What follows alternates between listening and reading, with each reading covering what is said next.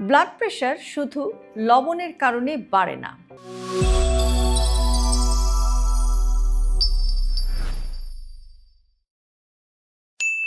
অনেকে বলেন, আমি তো লবণ কম খাই, তবু আমার প্রেশার কেন বাড়ে? এই প্রশ্নটা খুবই সাধারণ কিন্তু খুবই গুরুত্বপূর্ণ।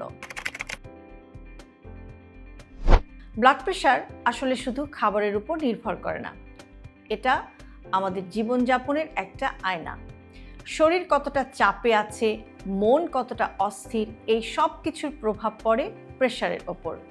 আমরা অনেক সময় বুঝতেই পারি না দিনের পর দিন মানসিক চাপ নিয়ে বেঁচে থাকা শরীরকে কতটা ক্লান্ত করে তোলে।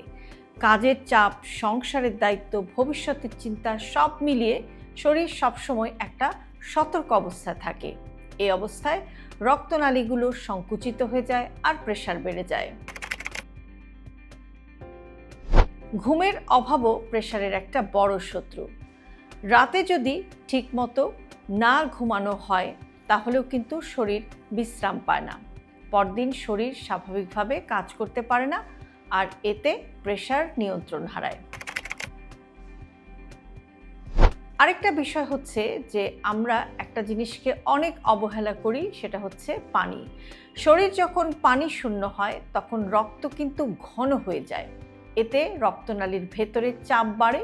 অনেক সময় শুধু ঠিকমতো পানি খেলেই প্রেশার কিছুটা স্থিতিশীল হয়।